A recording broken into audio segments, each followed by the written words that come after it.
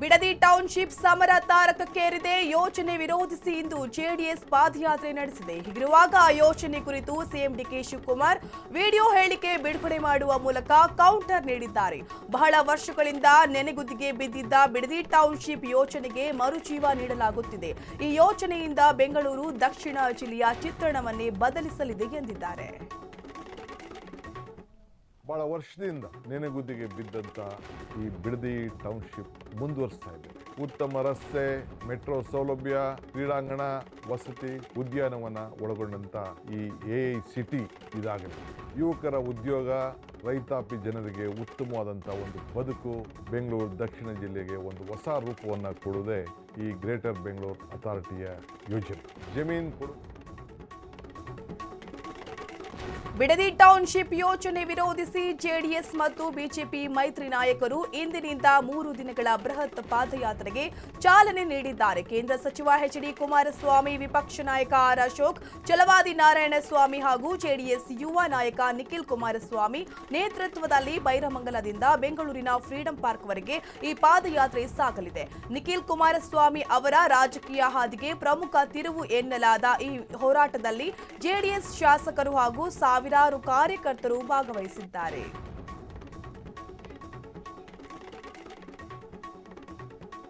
Bidadi township ಯೋಜನೆಯನ್ನು ತಕ್ಷಣವೇ ರದ್ದುಗೊಳಿಸಬೇಕೆಂದು ಆಗ್ರಹಿಸಿ ಸಾವಿರಾರು ರೈತರೊಂದಿಗೆ ಬೆಂಗಳೂರಿನ ಫ್ರೀಡಂ ಪಾರ್ಕ್ಗೆ ಬೃಹತ್ ಪಾದಯಾತ್ರೆ ಕೈಗೊಳ್ಳಲಾಗಿದೆ. ಪಾದಯಾತ್ರೆ ಆರಂಭಿಸುವ ಮುನ್ನ ಮಾಜಿ ಪ್ರಧಾನಿ ಎಚ್.ಡಿ. ದೇವೇಗೌಡರ ಆಶೀರ್ವಾದ ಪಡೆಯಲಾಯಿತು. ರೈತರ ಹಕ್ಕುಗಳಿಗಾಗಿ ನಡೆಸುತ್ತಿರುವ ಈ ಹೋರಾಟಕ್ಕೆ ವಿಜಯೀ ಭವ ಎಂದು ದೇವೇಗೌಡರು ಹಾರೈಸಿದ್ದು, ಈ ಆಶೀರ್ವಾದ ಹೋರಾಟಕ್ಕೆ ಮತ್ತಷ್ಟು ಶಕ್ತಿ ತುಂಬಿದೆ ಎಂದು ತಿಳಿಸಲಾಗಿದೆ.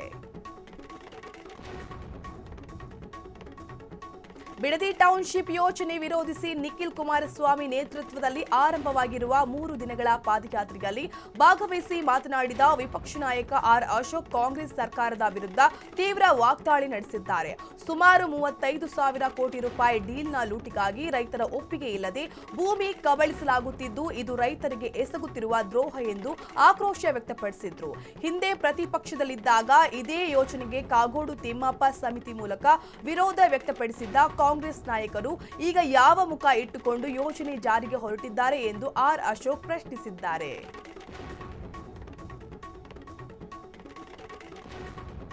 ಈ ಬಿಡದಿ ಟೌನ್ಶಿಪ್ ಏನಿದೆ, ಇದು ರಿಯಲ್ ಎಸ್ಟೇಟ್ ಮಾಡುವಂತ ಕಾಂಗ್ರೆಸ್ಸಿನ ಹುನ್ನಾರ.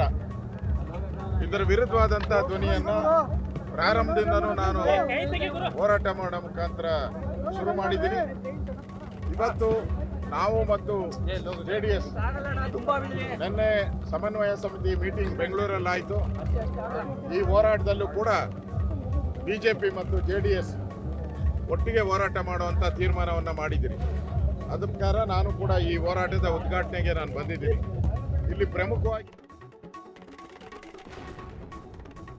ಬೆಂಗಳೂರಿನ Saptagiri Nagar, Tata Promont marts, mount marts, planet, Saptagiri meadows ಹಾಗೂ ಅಮಿಟಿ ಮೆಡೋಸ್ ಬಡಾವಣೆಗಳ ನಿವಾಸಿಗಳು ಮತ್ತು ಹಿತರಕ್ಷಣಾ ಸಂಘಗಳು ಜಂಟಿಯಾಗಿ ಬೃಹತ್ ಸ್ವಚ್ಛ ಅಭಿಯಾನ ನಡೆಸಿದ್ರು.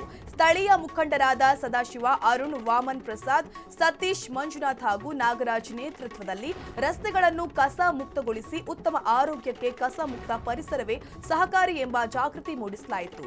ಈ ಅಭಿಯಾನದಲ್ಲಿ ಖ್ಯಾತ ಗಾಯಕ ವಿಜಯ್ ಪ್ರಕಾಶ್ ಅವರ ಪತ್ನಿ ಮಾಹಿತಿ ವಿಜಯ್ ಪ್ರಕಾಶ್ ಸೇರಿದಂತೆ ಹಲವು ನಿವಾಸಿಗಳು ಸಕ್ರಿಯವಾಗಿ ಪಾಲ್ಗೊಂಡಿದ್ದರು.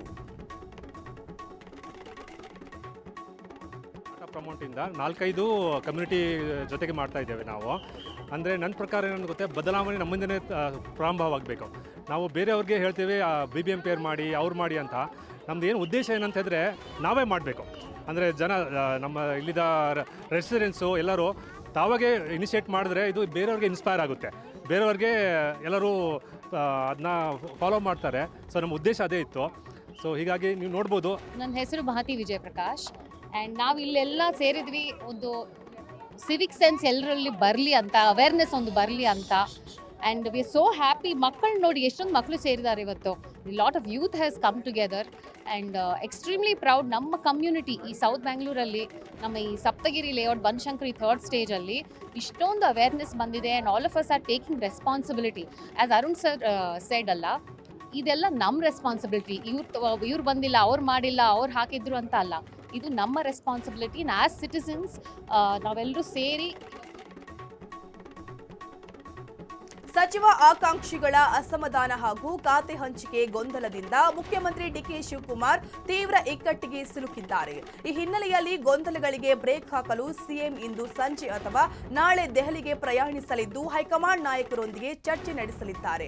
ಕೆಲವು ಹಾಲಿ ಸಚಿವರ ಖಾತೆ ಬದಲಾವಣೆ ಹಾಗೂ ಅಸಮಾಧಾನಿತ ಶಾಸಕರಿಗೆ ಸಚಿವ ಸ್ಥಾನ ನೀಡುವ ಬಗ್ಗೆ ದೆಹಲಿಯಲ್ಲಿ ಹೈಕಮಾಂಡ್ ಹಂತದಲ್ಲೇ ಅಂತಿಮ ತೀರ್ಮಾನವಾಗುವ ಸಾಧ್ಯತೆ ಇದೆ.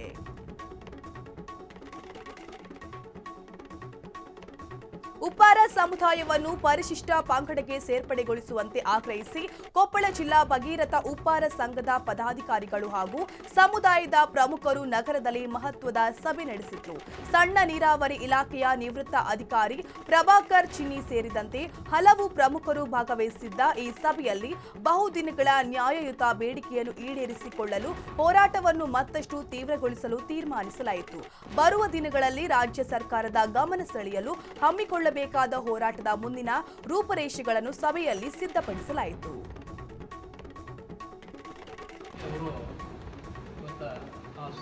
ಶಿಫಾರಸು ಮಾಡಿದರು, ಕುಲಶಾಸ್ತ್ರ ಅಧ್ಯಯನವನ್ನು ಶಿಫಾರಸು ಮಾಡಿದರು. ವರದಿಯನ್ನು ದೇವರಾಜ ಅರಸು ನಿಗಮಕ್ಕೆ 2014/8/2024 ವರದಿಯನ್ನು ನೀಡಿದರು. ಈಗ ಇದು ಕೂಡ ಕುಲಶಾಸ್ತ್ರ ಅಧ್ಯಯನವನ್ನು ಮಾಡಿ ಸರ್ಕಾರಕ್ಕೆ ನಾವು ಈಗ ಯಾವ ರೀತಿ ನಾವು ಆ ವರದಿಯನ್ನು ಸಲ್ಲಿಸಬೇಕಪ್ಪ ಅಂತಂದರೆ ಹೋರಾಟದ ಮುಖಾಂತರ ನಾವು ಸಲ್ಲಿಸಬೇಕಾಗುತ್ತೆ. ಯಾಕಂದರೆ ನಾವು ಹಕ್ಕುಗಳನ್ನು ನಾವು ಯಾವ ರೀತಿ ಕೇಳಬೇಕಪ್ಪ ಅಂದರೆ, ಇವತ್ತು ತಗೊಳ್ರಿ ಐನೂರು ವೆಂಕಟಪ್ಪನ ವರದಿ ಆಯೋಗ, ಚೆನ್ನಪ್ಪ ರೆಡ್ಡಿ ವರದಿ ಆಯೋಗಗಳು ಏನು ಹೇಳ್ತಾವೆ, ಆಯೋಗದಲ್ಲಿ ನಾವು ಏನು ಶಿಫಾರಸು, ನಾವು ಏನು ಹಕ್ಕುಗಳನ್ನು ಪಡ್ಕೊಂಡಿವಿ. ಹಿಂದಿನ ಒಂದು ಕುಲಶಾಸ್ತ್ರೀಯ ಅಧ್ಯಯನವನ್ನು 24/8/2024 ಕರ್ನಾಟಕ ಸರ್ಕಾರಕ್ಕೆ ಸಲ್ಲಿಸಿದ್ದಾರೆ. ಅದು ಸುಮಾರು 2 ವರ್ಷ ಆಯಿತು. ಇವತ್ತಿನ ದಿವಸ ಹಾಗೇ ಇದೆ. ಅದನ್ನು ಆದಷ್ಟು ಬೇಗ ನಮ್ಮ ಕರ್ನಾಟಕ ಸರ್ಕಾರವು ಆ ವರದಿಯನ್ನು ಪರಿಶೀಲನೆ ಮಾಡಿ ಶಿಫಾರಸಿನೊಂದಿಗೆ ಕೇಂದ್ರ ಸರ್ಕಾರಕ್ಕೆ ಸಲ್ಲಿಸಬೇಕಂತ ಈ ಸಂದರ್ಭದಲ್ಲಿ ನಾನು ಈ ಒಂದು ಜಿಲ್ಲಾ ಸಮಾಜದ ಅಥವಾ ಕರ್ನಾಟಕ ಉಪ್ಪಾರ ಸಮಾಜದ ಪರವಾಗಿ ಮತ್ತು ಜಿಲ್ಲಾ ಉಪ್ಪಾರ ಸಂಘ ಕೊಪ್ಪಳ ಏನಿದೆ ಸಂಘ ಇದೆಯಲ್ಲ, ಇದ್ರ ಮುಖಾಂತರ ನಾನು ಇವತ್ತು ದಿವಸ ಕೇಳ್ಕೊಳ್ತೇನೆ. ಆದಷ್ಟು ಬೇಗ ಕೇಂದ್ರ ಸರ್ಕಾರಕ್ಕೆ ಶಿಫಾರಸು ಮಾಡಿದರೆ ನಮ್ಮ ಜನ. ವಾಲ್ಮೀಕಿ ಅಭಿವೃದ್ಧಿ ನಿಗಮದ ಹಣ ದುರುಪಯೋಗ ಆರೋಪ ಹಿನ್ನೆಲೆಯಲ್ಲಿ ಸಚಿವ ಬಿ ನಾಗೇಂದ್ರ ತಕ್ಷಣವೇ ರಾಜೀನಾಮೆ ನೀಡಬೇಕೆಂದು ಬಳ್ಳಾರಿಯಲ್ಲಿ ಮಾಜಿ ಸಚಿವ ಬಿ ಶ್ರೀರಾಮುಲು ಆಗ್ರಹಿಸಿದ್ದಾರೆ. ಬಡ ಮಕ್ಕಳ ಶಿಕ್ಷಣ ಮತ್ತು ವಿದ್ಯಾರ್ಥಿ ವೇತನದ ಹಣ ದುರುಪಯೋಗವಾಗಿರುವುದು ಗಂಭೀರ ವಿಚಾರವಾಗಿದ್ದು, ನಾಗೇಂದ್ರ ರಾಜೀನಾಮೆ ನೀಡುವವರೆಗೂ ಬಿಜೆಪಿ ಹೋರಾಟ ಮುಂದುವರಿಯಲಿದೆ. ಭ್ರಷ್ಟಾಚಾರಕ್ಕೆ ಸಮುದಾಯದ ಹೆಸರು ಬಳಸುವುದು ಸರಿಯಲ್ಲ ಎಂದಿರುವ ಅವರು, ಸರ್ಕಾರದಲ್ಲಿ ಭ್ರಷ್ಟಾಚಾರ ತಾಂಡವವಾಡುತ್ತಿದ್ದು ಕಾಂಗ್ರೆಸ್ ಎತ್ತಿನ ಬಂಡಿ ವೇಗಕ್ಕೆ ಇಳಿದಿದೆ ಎಂದು ವಾಗ್ದಾಳಿ ನಡೆಸಿದ್ರು.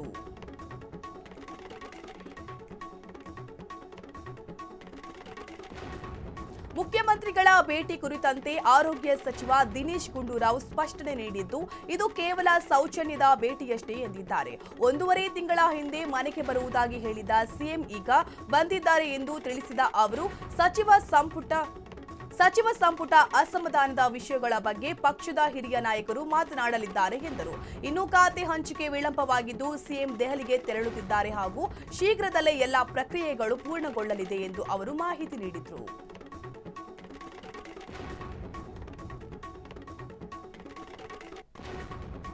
ವಿಜಯಪುರ ಜಿಲ್ಲೆಯಲ್ಲಿ ಭೀಕರ ಬರಗಾಲದ ಹಿನ್ನೆಲೆಯಲ್ಲಿ ಬೃಹತ್ ಕೈಗಾರಿಕಾ ಸಚಿವ ಎಂಬಿ ಪಾಟೀಲ್ ವಿವಿಧ ಬರಪೀಡಿತ ಪ್ರದೇಶಗಳಿಗೆ ಭೇಟಿ ನೀಡಿ ಬೆಳೆಹಾನಿ ವೀಕ್ಷಿಸಿದ್ರು. ಹಿಟ್ಟಿನಹಳ್ಳಿ ಗ್ರಾಮದ ತೋಟವೊಂದರಲ್ಲಿ ಬೆಳೆಹಾನಿ ಕುರಿತು ರೈತರು ಹಾಗೂ ಅಧಿಕಾರಿಗಳಿಂದ ಮಾಹಿತಿ ಪಡೆದರು.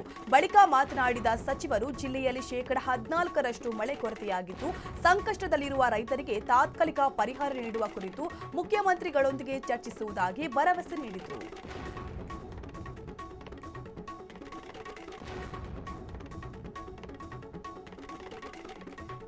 ಮೈಸೂರಿನ ಚಾಮುಂಡೇಶ್ವರಿ ಬೆಟ್ಟಕ್ಕೆ ಭೇಟಿ ನೀಡಿದ ಬಳಿಕ ಕೇಂದ್ರ ಸಚಿವ ಹಾಗೂ ಮಾಜಿ ಸಿಎಂ ಎಚ್ಡಿ ಕುಮಾರಸ್ವಾಮಿ ನಜರ್ಬಾದ್ನ ಪ್ರಸಿದ್ಧ ಮೈಲಾರಿ ಹೋಟೆಲ್ನಲ್ಲಿ ಇಡ್ಲಿ ಮಸಾಲೆ ದೋಸೆ ಸವಿದ್ರು.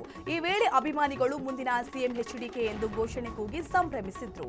ಬಳಿಕ ಮಾತನಾಡಿದ ಅವರು, ಬಿಡದಿ ಟೌನ್ಶಿಪ್ ಯೋಜನೆಯನ್ನು ಯಾವುದೇ ಕಾರಣಕ್ಕೂ ಆಗಲು ಬಿಡುವುದಿಲ್ಲ ಎಂದು ಸರ್ಕಾರದ ವಿರುದ್ಧ ವಾಗ್ದಾಳಿ ನಡೆಸಿದ್ರು.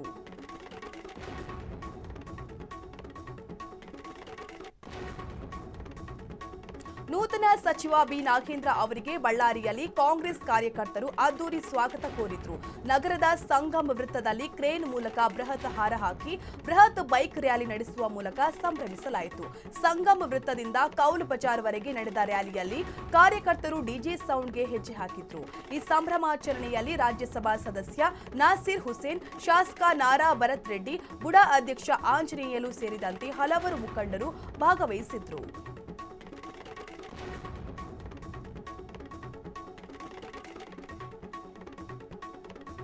ಬಳ್ಳಾರಿಗೆ ಭೇಟಿ ನೀಡಿದ ಅರಣ್ಯ ಸಚಿವ ಈಶ್ವರ್ ಖಂಡ್ರೆ ಖಾತೆ ಹಂಚಿಕೆಯಲ್ಲಿ ಯಾವುದೇ ಗೊಂದಲವಿಲ್ಲ, ಸುಸೂತ್ರವಾಗಿ ನಡೆಯಲಿದೆ ಎಂದು ಸ್ಪಷ್ಟಪಡಿಸಿದ್ದಾರೆ. ಶ್ರೀರಾಮುಲು ಅವರ ಕೊತ್ವಾಲ್ ಶಿಷ್ಯರ ಆಡಳಿತ ಹೇಳಿಕೆಗೆ ತೀವ್ರ ತಿರುಗೇಟು ನೀಡಿದ ಅವರು, ಬಳ್ಳಾರಿಗೆ ಕುಖ್ಯಾತಿ ತಂದಿದ್ದೇ ಶ್ರೀರಾಮುಲು ಹಾಗೂ ರೆಡ್ಡಿ ಸಹೋದರರು ಎಂದು ಆಕ್ರೋಶ ವ್ಯಕ್ತಪಡಿಸಿದ್ರು.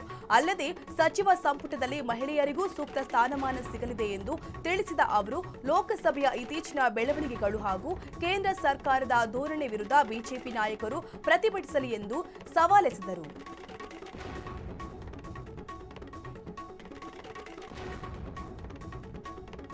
ಶಾಸಕ ತನ್ವೀರ್ ಸೇಠ್ ಅವರಿಗೆ ಸಚಿವ ಸ್ಥಾನ ತಪ್ಪಿದ್ದಕ್ಕೆ ಆಕ್ರೋಶಗೊಂಡು ಬೆಂಬಲಿಗರು ಬೆಂಗಳೂರು ಮೈಸೂರು ಹೆದ್ದಾರಿಯಲ್ಲಿ ಬೃಹತ್ ಪ್ರತಿಭಟನೆ ನಡೆಸಿದ್ರು.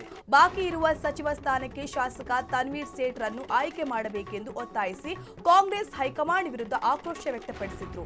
ಸ್ಥಳದಲ್ಲಿ ಬಿಗಿ ಪೊಲೀಸ್ ಭದ್ರತೆ ಕಲ್ಪಿಸಲಾಗಿದೆ.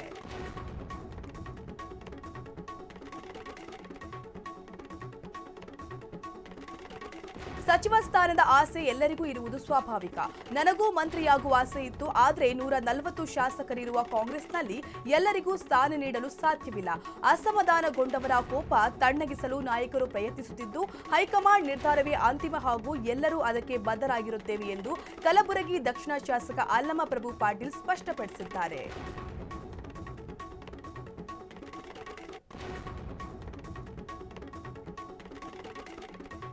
ಬೆಳಗಾವಿಯಲ್ಲಿ ಪರಿಷತ್ ಸದಸ್ಯ ಎನ್ ರವಿಕುಮಾರ್ ಸುದ್ದಿಗೋಷ್ಠಿ ನಡೆಸಿ ಬೆಂಗಳೂರಿನಲ್ಲಿ 2894 ಅಕ್ರಮ ಬಾಂಗ್ಲಾ ವಲಸಿಗರ ಪತ್ತೆ ನಾಟಕೀಯ ಎಂದಿದ್ದಾರೆ. ರಾಜ್ಯದಲ್ಲಿ 1 ಲಕ್ಷಕ್ಕೂ ಅಧಿಕ ವಲಸಿಗರಿದ್ದು ಅವರನ್ನು ವಾಪಸ್ ಕಳುಹಿಸಬೇಕು ಎಂದು ಒತ್ತಾಯಿಸಿದ್ರು. ಅಲ್ಲದೆ ಕಾಂಗ್ರೆಸ್ನಲ್ಲಿ ಸಂಪುಟ ವಿಸ್ತರಣೆ ಅಸಮಾಧಾನ ತಂದಿದ್ದು 80% ಸಚಿವರು ಪೇಮೆಂಟ್ ಕೋಟಾದಲ್ಲಿದ್ದಾರೆ. ಕರ್ನಾಟಕ ರಾಹುಲ್ ಗಾಂಧಿಗೆ ಎಟಿಎಂ ಆಗಿದೆ ಎಂದು ಗಂಭೀರ ಆರೋಪ ಮಾಡಿದ್ರು.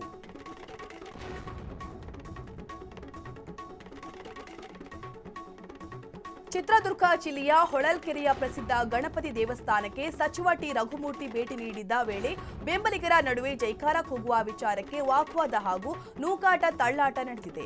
ಸಫಾಯಿ ಕರ್ಮಚಾರಿ ಆಯೋಗದ ಅಧ್ಯಕ್ಷ ಪಿ ರಘು ಪರವಾಗಿ ಬೆಂಬಲಿಗರು ಜೈಕಾರ ಕೂಗಿದ್ರೆ ಅವರಿಗೆ ಕೌಂಟರ್ ಆಗಿ ಎಚ್ ಆಂಜನೇಯ ಬೆಂಬಲಿಗರು ಜೈಕಾರ ಕೂಗಿದ್ದರಿಂದ ಇಬ್ಬರ ನಡುವೆ ಜಗಳ ಏರ್ಪಟ್ಟಿತ್ತು.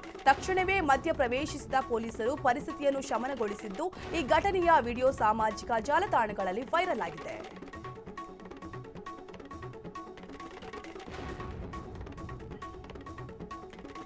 ವಿಧಾನ ಪರಿಷತ್ ಸಭಾಪತಿ ಬಸವರಾಜ ಹೊರಟ್ಟಿ ಅವರಿಂದ ಬಲವಂತವಾಗಿ ರಾಜೀನಾಮೆ ಪಡೆದ ಕಾಂಗ್ರೆಸ್ ನಡೆಗೆ ಹುಬ್ಬಳ್ಳಿಯಲ್ಲಿ ಬಿಜೆಪಿ ಶಾಸಕ ಮಹೇಶ್ ತೆಂಗಿನಕಾಯಿ ತೀವ್ರ ಆಕ್ರೋಶ ವ್ಯಕ್ತಪಡಿಸಿದ್ದಾರೆ.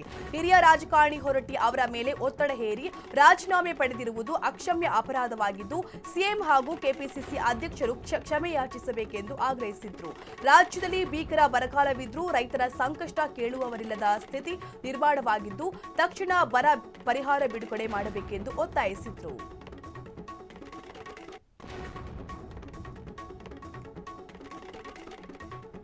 ಆಗಸ್ಟ್ 29ರೊಳಗೆ ಕಲಬುರಗಿ ಮಹಾನಗರ ಪಾಲಿಕೆಯ ಮೇಯರ್ ಹಾಗೂ ಉಪ ಮೇಯರ್ ಚುನಾವಣೆ ನಡೆಸದಿದ್ದರೆ ಉಗ್ರ ಹೋರಾಟ ನಡೆಸುವುದಾಗಿ ಶಿವಸೇನಾ ಮುಖಂಡ ಸಿದ್ದಲಿಂಗ ಸ್ವಾಮೀಜಿ ಎಚ್ಚರಿಸಿದ್ದಾರೆ.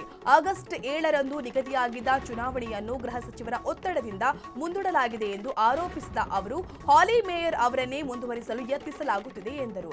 ಅಲ್ಲದೆ ಪಾಲಿಕೆಯಲ್ಲಿ ವಿರೋಧ ಪಕ್ಷ ಮಾರಾಟವಾಗಿದೆ ಎಂದು ಆರೋಪಿಸಿ ವಿರೋಧ ಪಕ್ಷಕ್ಕೆ ಪಿಂಡ ಅರ್ಪಣೆ ಕಾರ್ಯಕ್ರಮ ಹಮ್ಮಿಕೊಳ್ಳುವುದಾಗಿ ಆಕ್ರೋಶ ವ್ಯಕ್ತಪಡಿಸಿದ್ದಾರೆ.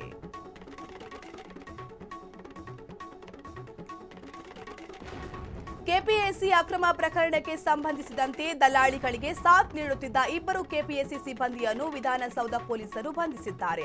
ಹಿರಿಯ ಸಹಾಯಕ ಸ್ವಾಮಿದಾಸ್ ಹಾಗೂ ತಾಂತ್ರಿಕ ಸಹಾಯಕ ಶರಣಪ್ಪ ಬಂಧಿತ ಆರೋಪಿಗಳು ಜಲಸಂಪನ್ಮೂಲ ಇಲಾಖೆಯ ಕಿರಿಯ ಎಂಜಿನಿಯರ್ ಹುದ್ದೆ ಪರೀಕ್ಷೆಯಲ್ಲಿ ಹೆಚ್ಚು ಅಂಕ ಪಡೆದ ಅಭ್ಯರ್ಥಿಗಳ ಮೊಬೈಲ್ ಸಂಖ್ಯೆಯನ್ನು ದಲ್ಲಾಳಿಗಳಿಗೆ ನೀಡಿ ವಂಚನೆಗೆ ಸಹಕರಿಸುತ್ತಿದ್ದರು. ಈ ಹಿಂದೆ 4 ದಲ್ಲಾಳಿಗಳನ್ನು ಬಂಧಿಸಿದ್ದ ಪೊಲೀಸರು ಇದೀಗ ಕೆಪಿಎಸ್ಸಿ ಸಿಬ್ಬಂದಿಯನ್ನೇ ವಶಕ್ಕೆ ಪಡೆದು ತನಿಖೆ ಚುರುಕುಗೊಳಿಸಿದ್ದಾರೆ.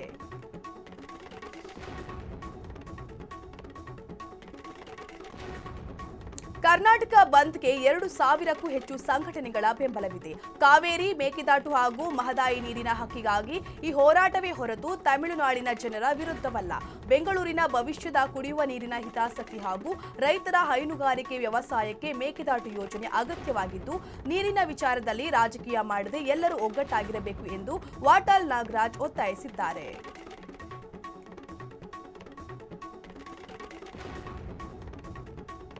ಬೆಳಗಾವಿಯ ಶಿವಬಸವ ನಗರದಲ್ಲಿರುವ ಉದ್ಯಮಿ ಶಿವಾನಂದ ನೀಲಣ್ಣನವರ ಮನೆ ಮೇಲಿನ ಇಡಿ ದಾಳಿ ಕಾರ್ಯಾಚರಣೆ ರಾತ್ರಿಯಾದರೂ ಮುಂದುವರೆದಿದೆ.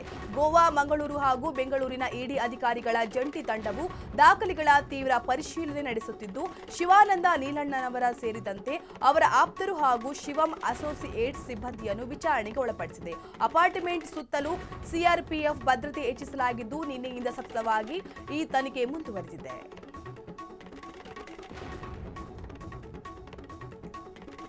ಕಲಬುರಗಿ ಜಿಲ್ಲೆಯ ಸೇಡಂ ಮೂಲದ ವಕೀಲೆ ಹೇಮಾ ಕುಲಕರ್ಣಿ ಅವರು ಕರ್ನಾಟಕದ ಹೈಕೋರ್ಟ್ ನ್ಯಾಯಮೂರ್ತಿಯಾಗಿ ನೇಮಕಗೊಂಡಿದ್ದಾರೆ. ಕಲ್ಯಾಣ ಕರ್ನಾಟಕ ಭಾಗದಿಂದ ಹೈಕೋರ್ಟ್ ನ್ಯಾಯಮೂರ್ತಿಯಾಗಿ ಆಯ್ಕೆಯಾದ ಪ್ರಥಮ ಮಹಿಳೆ ಎಂಬ ಹೆಗ್ಗಳಿಕೆಗೆ ಇವರು ಪಾತ್ರರಾಗಿದ್ದಾರೆ. ಸೇಡಂನಲ್ಲಿ ಶಿಕ್ಷಣ ಪೂರೈಸಿ ವಿವಿಧ ಸಂಸ್ಥೆಗಳಲ್ಲಿ ಕಾನೂನು ಸೇವೆ ಸಲ್ಲಿಸಿದ ಇವರನ್ನು ಕೇಂದ್ರ ಸರ್ಕಾರ ನೇಮಕ ಮಾಡಿದೆ. ಯುಪಿಐ ಡಿಜಿಟಲ್ ಪಾವತಿಗಳ ಮೇಲೆ ಶುಲ್ಕ ವಿಧಿಸಲಾಗುತ್ತದೆ ಎಂಬ ವದಂತಿ ಹಾಗೂ ಆತಂಕಗಳಿಗೆ ಕೇಂದ್ರ ಸರ್ಕಾರ ತೆರೆ ಎಳೆದಿದೆ. ಸಾಮಾನ್ಯ ಬಳಕೆದಾರರ ಯುಪಿಐ ಪಾವತಿಗೆ ಯಾವುದೇ ರೀತಿಯ ಶುಲ್ಕ ಇರುವುದಿಲ್ಲ ಹಾಗೂ ವ್ಯಾಪಾರಿಗಳ ಬಹುತೇಕ ವಹಿವಾಟುಗಳು ಕೂಡ ಉಚಿತವಾಗಿರಲಿದೆ ಎಂದು ಕೇಂದ್ರ ಸ್ಪಷ್ಟಪಡಿಸಿದೆ. ಡಿಜಿಟಲ್ ವಹಿವಾಟನ್ನು ಉತ್ತೇಜಿಸುವ ನಿಟ್ಟಿನಲ್ಲಿ ಯುಪಿಐ ಸೇವೆಗಳು ಉಚಿತವಾಗಿಯೇ ಮುಂದುವರಿಯಲಿದ್ದು, ಸಾರ್ವಜನಿಕರು ಯಾವುದೇ ಗೊಂದಲಕ್ಕೊಳಗಾಗಬಾರದು ಎಂದು ಪ್ರಕಟಣೆಯಲ್ಲಿ ತಿಳಿಸಲಾಗಿದೆ.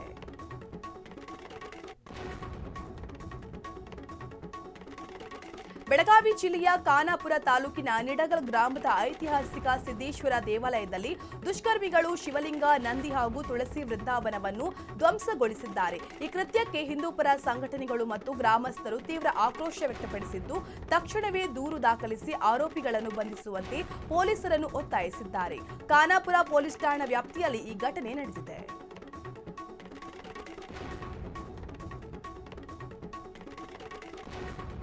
ರಾಕಿಂಗ್ ಸ್ಟಾರ್ ಯಶ್ ಅಭಿನಯದ ಬಹುನಿರೀಕ್ಷಿತ toxic a fairy tale for grown ups ಚಿತ್ರದ ಟ್ರೇಲರ್ ಬಿಡುಗಡೆಯಾಗಿದೆ. ಟ್ರೇಲರ್ನಲ್ಲಿ ಭರ್ಜರಿ ಆಕ್ಷನ್, ಅಧಿಕಾರದ ದಾಹ, ದ್ರೋಹ, ಪ್ರೀತಿಯ ಝಲಕ್ಕಿದೆ. ಯಶ್, ರಾಯ ಮತ್ತು ಟಿಕೆಟ್ ಎಂಬ ತಂದೆ ಮಗನ ಪಾತ್ರಗಳಲ್ಲಿ ಕಾಣಿಸಿಕೊಂಡಿದ್ದು, ಇಬ್ಬರ ನಡುವಿನ ಸಂಘರ್ಷವೇ ಚಿತ್ರದ ಹೈಲೈಟ್ ಆಗಿದೆ. ಗೀತು ಮೋಹನ್ ದಾಸ್ ನಿರ್ದೇಶನದ ಈ ಚಿತ್ರದಲ್ಲಿ ನಯನತಾರಾ, ಕಿಯಾರಾ ಅಡ್ವಾಣಿ, ತಾರಾ ಸುತಾರಿಯಾ, ರುಕ್ಮಿಣಿ ವಸಂತ್ ಹಾಗೂ ಹುಮಾ ಕುರೇಶಿ ಪ್ರಮುಖ ಪಾತ್ರಗಳಲ್ಲಿ ನಟಿಸಿದ್ದಾರೆ. ಟಾಕ್ಸಿಕ್ ಆಗಸ್ಟ್ 26, 2026ರಂದು ವರ್ಲ್ಡ್ ವೈಡ್ ರಿಲೀಸ್ ಆಗಲಿದೆ.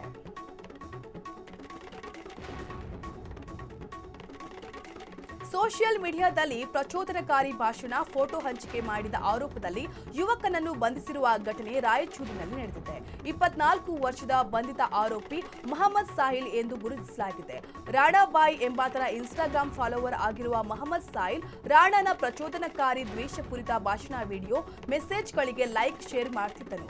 ಮೊಬೈಲ್ ಪರಿಶೀಲನೆ ವೇಳೆ ಯುವಕ ಸಾಹಿಲ್ ಸಿಕ್ಕಿಬಿದ್ದಿದ್ದು, ಸದರ ಬಜಾರ್ ಪೊಲೀಸ್ ಠಾಣೆಯಲ್ಲಿ ಪ್ರಕರಣ ದಾಖಲಾಗಿದೆ. ಆರೋಪಿಯನ್ನು ಬಂಧಿಸಿರುವ ಪೊಲೀಸರು ನ್ಯಾಯಾಂಗ ಬಂಧನಕ್ಕೆ ಒಪ್ಪಿಸಿದ್ದಾರೆ.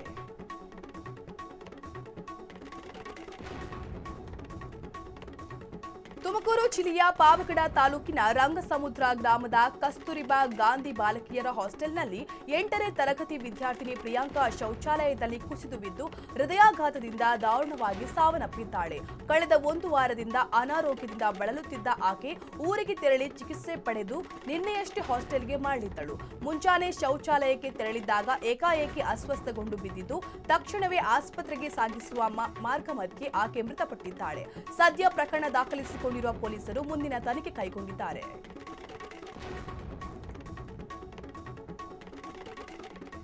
ಕೇರಳದ ಮಲ್ಲಂಪುರಂನಲ್ಲಿ ನಡೆದ ಸ್ಫೋಟಕ ವಸ್ತುಗಳ ಪತ್ತೆ ಪ್ರಕರಣದ ಪ್ರಮುಖ ಸಂಚುಕೋರ ಟಿಎ ಹ್ಯಾರಿಸ್ನನ್ನು ರಾಷ್ಟ್ರೀಯ ತನಿಖಾ ಸಂಸ್ಥೆ ಬಂಧಿಸಿದೆ. ಮಲ್ಲಂಪುರಂನ ಜಿಲ್ಲೆಯ ಮಂಚೇರಿಯಲ್ಲಿ ಕಾರ್ಯಾಚರಣೆ ನಡೆಸಿ ಈತನನ್ನು ವಶಕ್ಕೆ ಪಡೆಯಲಾಗಿದೆ. ಇದರೊಂದಿಗೆ ಈ ಪ್ರಕರಣದಲ್ಲಿ ಬಂಧಿತರಾದವರ ಸಂಖ್ಯೆ 10ಕ್ಕೆ ಏರಿಕೆಯಾಗಿದೆ. ಎನ್ಐಎ ತಂಡವು ಪ್ರಕರಣದ ಕುರಿತು ತೀವ್ರ ತನಿಖೆ ಮುಂದುವರೆಸಿದೆ.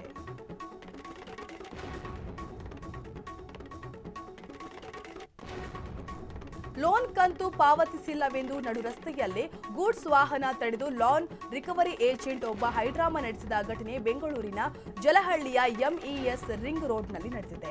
ಸಾರ್ವಜನಿಕರಿಗೆ ತೊಂದರೆಯಾಗುತ್ತದೆ, ವಾಹನವನ್ನು ಪಕ್ಕಕ್ಕೆ ನಿಲ್ಲಿಸುವುದಾಗಿ ಚಾಲಕ ಮನವಿ ಮಾಡಿದ್ರು ಏಜೆಂಟ್ ಕಿವಿಕೊಡದೆ ಅತಿರೇಕವಾಗಿ ವರ್ತಿಸಿದ್ದಾರೆ. ರಿಕವರಿ ಏಜೆಂಟ್ನ ಈ ಪುಂಡಾಟದ ದೃಶ್ಯವನ್ನು ಗೂಡ್ಸ್ ವಾಹನ ಚಾಲಕ ತನ್ನ ಮೊಬೈಲ್ನಲ್ಲಿ ಸೆರೆ ಹಿಡಿದಿದ್ದಾನೆ.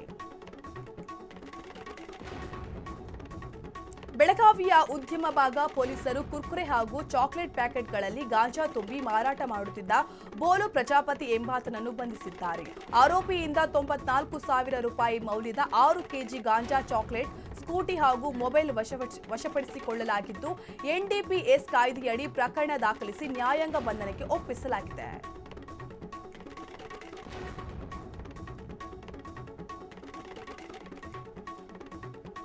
ಹುಮನಾಬಾದ್ ಕೈಗಾರಿಕಾ ಪ್ರದೇಶದ ಫ್ಯಾಕ್ಟರಿಗಳಿಂದ ಹರಿದು ಬರುತ್ತಿರುವ ವಿಷಕಾರಿ ಕೆಮಿಕಲ್ ತ್ಯಾಜ್ಯದಿಂದಾಗಿ ಐತಿಹಾಸಿಕ ಗುರುಗಂಗಾ ಹಳ್ಳ ಸಂಪೂರ್ಣ ಕಲುಷಿತಗೊಂಡಿದೆ. ಈ ನೀರನ್ನು ಕುಡಿದು 10 ಜಾನುವಾರುಗಳು ಮೃತಪಟ್ಟಿದ್ದು, ಮಾಣಿಕ ನಗರ ಸೇರಿದಂತೆ ಸುತ್ತಮುತ್ತಲಿನ ಗ್ರಾಮಸ್ಥರು ಚರ್ಮರೋಗ ಹಾಗೂ ಮಾರಣಾಂತಿಕ ಕಾಯಿಲೆಗಳ ಭೀತಿಗೆ ಸಿಲುಕಿದ್ದಾರೆ. ಸದ್ಯ ಹಳ್ಳದ ನೀರು ಕಾರಂಚ ಜಲಾಶಯ ಸೇರುತ್ತಿದ್ದು, ಸಾರ್ವಜನಿಕರು ಗುರುಗಂಗಾ ಉಳಿಸಿ ಅಭಿಯಾನ ಆರಂಭಿಸಿ ಕ್ರಮ ಕೈಗೊಳ್ಳದ ಅಧಿಕಾರಿಗಳ ವಿರುದ್ಧ ತೀವ್ರ ಆಕ್ರೋಶ ವ್ಯಕ್ತಪಡಿಸಿದ್ದಾರೆ.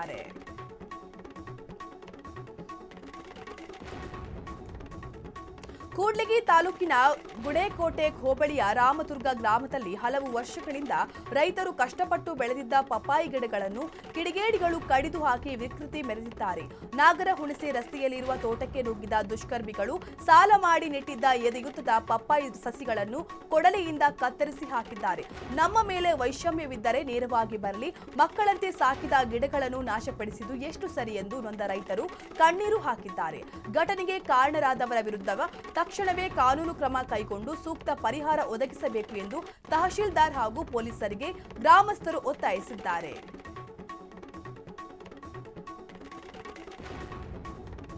ಚಿತ್ರದುರ್ಗ ಜಿಲ್ಲೆ ಹಿರಿಯೂರು ತಾಲೂಕಿನ ಸೂರಗೊಂಡನಹಳ್ಳಿ ಬಳಿ ಕಳೆದ ಹಲವು ದಿನಗಳಿಂದ ಭಯ ಹುಟ್ಟಿಸಿದ ಚಿರತೆ ಕೊನೆಗೂ ಅರಣ್ಯ ಇಲಾಖೆ ಇರಿಸಿದ್ದ ಬೋನಿಗೆ ಬಿದ್ದಿದೆ. ಚಿರತೆಯ ಉಪಟಳದಿಂದ ಕಂಗಾಲಾಗಿದ್ದ ಗ್ರಾಮಸ್ಥರು ಹಾಗೂ ರೈತರು ಅದನ್ನು ಸೆರೆ ಹಿಡಿಯುವಂತೆ ಒತ್ತಾಯಿಸಿದ್ದರು. ಸದ್ಯ ಚಿರತೆ ಸೆರೆಯಾಗಿರುವುದರಿಂದ ಸೂರಗೊಂಡನಹಳ್ಳಿ ಹಾಗೂ ಸುತ್ತಮುತ್ತಲಿನ ಗ್ರಾಮಗಳ ಸಾರ್ವಜನಿಕರು ನೆಮ್ಮದಿಯ ನಿಟ್ಟುಸಿರು ಬಿಟ್ಟಿದ್ದಾರೆ.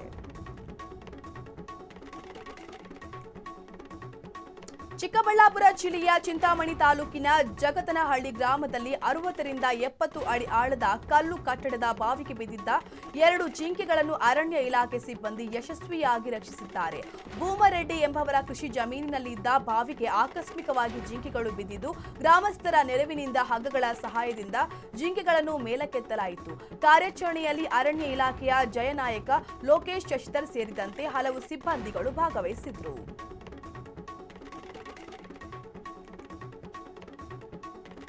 ಬೆಂಗಳೂರು ಉತ್ತರ ತಾಲೂಕಿನ ದಾಸನಪುರದಲ್ಲಿ ಹಾಡಹಗಲೇ ಮನೆಗೆ ಬೀಗ ಮುರಿದು ಕಳ್ಳತನ ನಡೆದಿರುವ ಘಟನೆ ಬೆಳಕಿಗೆ ಬಂದಿದೆ. 1 ತಿಂಗಳ ಹಿಂದೆಯಷ್ಟೇ ಮದುವೆಯಾಗಿದ್ದ ಕೃಷ್ಣ ಎಂಬವರ ಮನೆಯನ್ನೇ ಗುರಿಯಾಗಿಸಿಕೊಂಡು ಕಳ್ಳರು ಕೈಚಳಕ ತೋರಿಸುತ್ತಾರೆ. ಕುಟುಂಬಸ್ಥರು ಹೊರಗೆ ತೆರಳಿದ್ದ ವೇಳೆ ಅಪರಿಚಿತ ವ್ಯಕ್ತಿಯೊಬ್ಬ ಮನೆಗೆ ನುಗ್ಗಿ ಕಳವು ಮಾಡಿದ್ದು ಎಸ್ಕೇಪ್ ಆಗುತ್ತಿರುವ ದೃಶ್ಯ ಸಿಸಿಟಿವಿಯಲ್ಲಿ ಸೆರೆಯಾಗಿದೆ. ಘಟನೆ ಸಂಬಂಧ ಮಾದನಾಯಕನಹಳ್ಳಿ ಪೊಲೀಸ್ ಠಾಣೆಯಲ್ಲಿ ಈ ಬಗ್ಗೆ ಪ್ರಕರಣ ದಾಖಲಾಗಿದೆ. ಜಮೀನಿಗೆ ತೆರಳಿದ ರೈತನ ಮೇಲೆ ಕರಡಿ ದಾಳಿ ನಡೆಸಿ ಕೊಲೆ ಮಾಡಿರುವ ದುರಂತ ಘಟನೆ ಧಾರವಾಡ ಜಿಲ್ಲೆಯ ಕಲಘಟಕಿ ತಾಲೂಕಿನ ಬೆಂಡಲಗಟ್ಟಿ ಗ್ರಾಮದಲ್ಲಿ ನಡೆದಿದೆ. ಮೃತನನ್ನು ಶಂಕರಪ್ಪ ಲಮಾಣಿ ಎಂದು ಗುರುತಿಸಲಾಗಿದ್ದು, ಹೊಲದಲ್ಲಿದ್ದಾಗ ದಾಳಿ ನಡೆಸಿದ ಕರಡಿ ರೈತನ ಮುಖ ಹಾಗೂ ಕುತ್ತಿಗೆಯ ಭಾಗಕ್ಕೆ ಗಂಭೀರ ಗಾಯಗೊಳಿಸಿದೆ. ಇದರಿಂದಾಗಿ ತೀವ್ರ ರಕ್ತಸ್ರಾವವಾಗಿ ರೈತ ಸ್ಥಳದಲ್ಲೇ ಮೃತಪಟ್ಟಿದ್ದಾರೆ. ಘಟನೆ ಸಂಬಂಧ ಕಲಘಟಕಿ ಪೊಲೀಸ್ ಠಾಣೆಯಲ್ಲಿ ಪ್ರಕರಣ ದಾಖಲಾಗಿದೆ.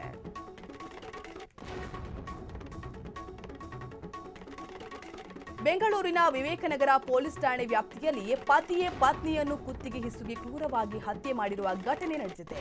ಗೀತಾ ಕೊಲೆಯಾದ ಗೃಹಿಣಿಯಾಗಿದ್ದು, ಆರೋಪಿ ಪತಿ ಆಂಟೋನಿ ಕುಡಿದು ಜಗಳ ತೆಗೆದು ಕೃತ್ಯ ಎಸಗಿದ್ದಾನೆ. ಬಳಿಕ ಮೃತದೇಹವನ್ನು ಕಸದ ಮೋರಿಗೆ ಎಸೆದಿದ್ದ ಎನ್ನಲಾಗಿದೆ.